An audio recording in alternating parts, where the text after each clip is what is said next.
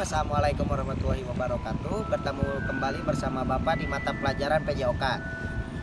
Untuk materi pertemuan kali ini kita akan membahas tentang lari jarak pendek, di mana lari jarak pendek itu adalah cabang dari olahraga atletik yang tepatnya pada nomor lari.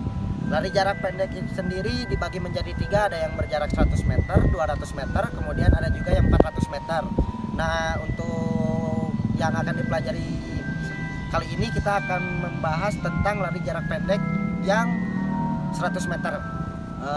Untuk teknik dasar yang akan kita praktekkan bisa kita simak bersama-sama.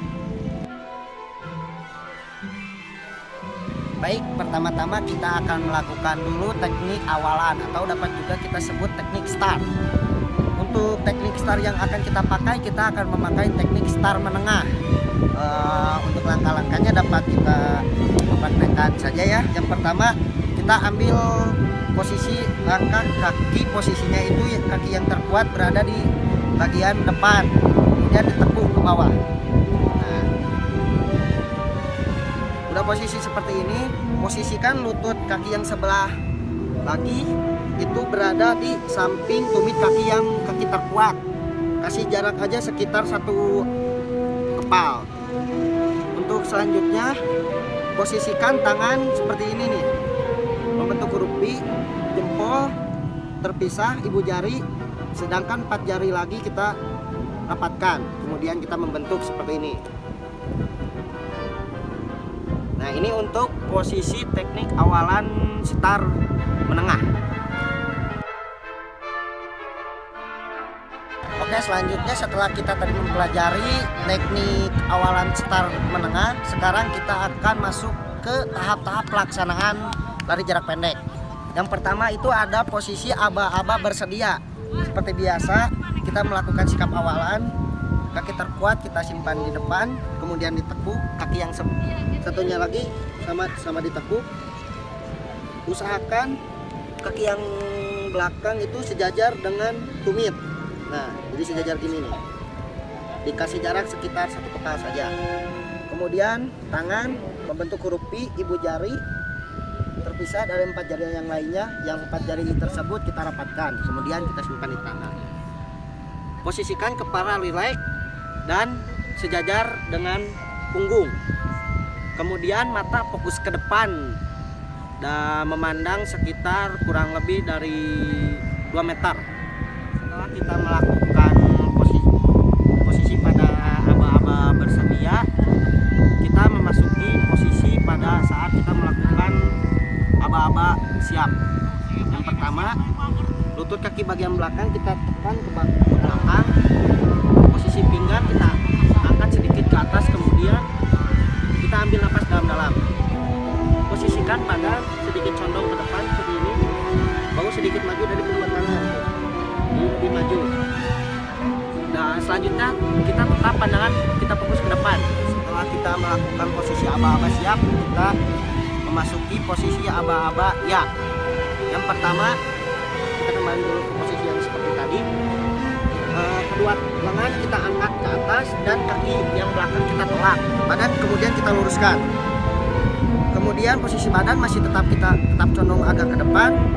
Kemudian langkah kaki harus semakin lebar sehingga kita akan mencapai kecepatan yang maksimal. Dan setelah itu pandangan kita tetap lurus, fokus melihat ke arah garis finish.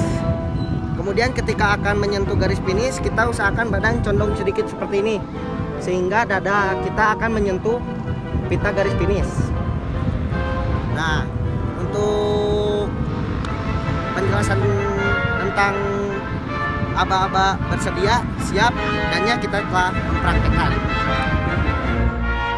Nah, selanjutnya untuk yang kalian dapat catat, hal yang harus kita perhatikan ketika melakukan lari jarak pendek. Yang pertama, ketika berlari itu tubuh harus condong ke depan dan tangan membentuk 90 derajat seperti ini nih. Nah, seperti ini. Kemudian tangan serta otot lengan kita itu kita buat rileks mungkin. Jadi tidak tegang. seperti biasa aja. Kemudian posisi pinggang, nah ini pinggang ketika berlari itu harus tetap sama, jadi tidak misalkan kita udah seperti ini kita malah menjadi seperti ini ketika berlari, jadi berbeda-beda gitu. Harusnya posisi pinggang itu masih tetap sama ketika selama kita melakukan lari jarak pendek. Dan kemudian yang terakhir yang tadi sudah Bapak sebutkan yang harus dicatat itu ketika mau memasuki garis finish. Nah, posisi badan itu memang pertama harus condong ke depan, sehingga apa? Sehingga membuat dada kita itu menyentuh nanti pita garis finish, sehingga tidak memerlukan waktu yang agak pendek, tidak seperti biasanya kalau kita seperti ini. Nah, misalkan di sini pita nih memerlukan beberapa detik untuk menyentuh.